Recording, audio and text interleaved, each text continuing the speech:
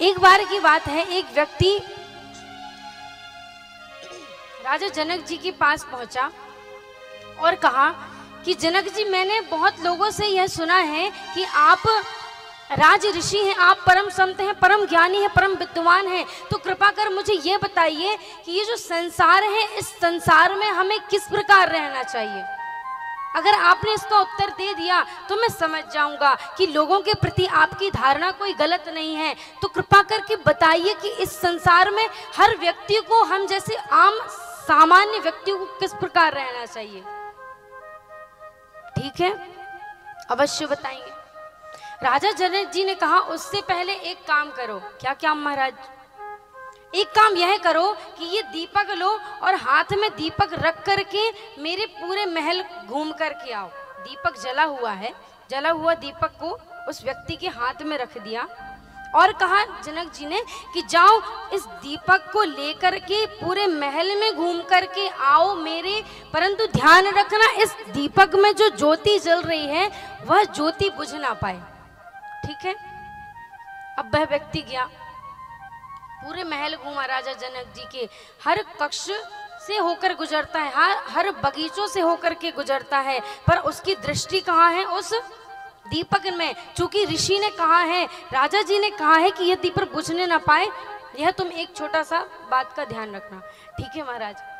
जैसे ही वह हाथ में जलता हुआ दीपक लेकर के राजा जनक के पास पहुंचा, राजा जनक ने कहा कि अब बताओ कैसा लगा तुम्हें मेरा महल, कैसा लगा मेरा बाग बगीचा, कैसी लगी मेरी यह फुलवारी, कैसी लगी मेरे घर के आंगन में सुशोभित ये हरी भरी डाल पत्तियां, कैसा लगा मेरा महल? सुंदर है ना?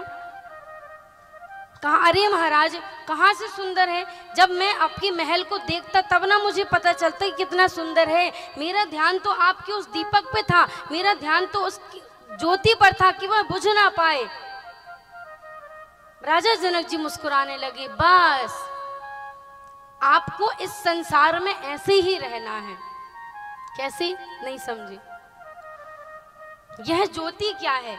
यह ज्योति है, यह दीपक है, भगवत तत्व। आपको इस संसार में सभी के साथ रहना है, हंस खुश कर रहना है, खाते पीते रहना है, मस्त मगन रहना है, मौज में रहना है, परंतु इस बात का ध्यान रखना है कि ये जो दीपक रूपी सनातन ज्योति है, भगवत तत्व है, प्रभु की चर्चा है, राम नाम है, इस ज्योति से आपका मन नहीं हटना चाहिए। इस ज्योति से आपका मन यहाँ वहाँ नहीं होना चाहिए। हर व्यक्ति को इस संसार में ऐसे ही रहना चाहिए। सबसे बात कीजिए, सबसे मिलिए जुलिए, सबकी बातचीत सुनिए, परंतु आपका जो धर्म है उस धर्म से नहीं भटकना है। उस व्यक्ति ने राजा जनक जी के चरण पकड़ लिए कि मैं मान गया, आप सच में विदेहराज हैं, आप सच में योगी महायोगी हैं। ऐसे राजा जनक जी ने विश्वामित्र जी का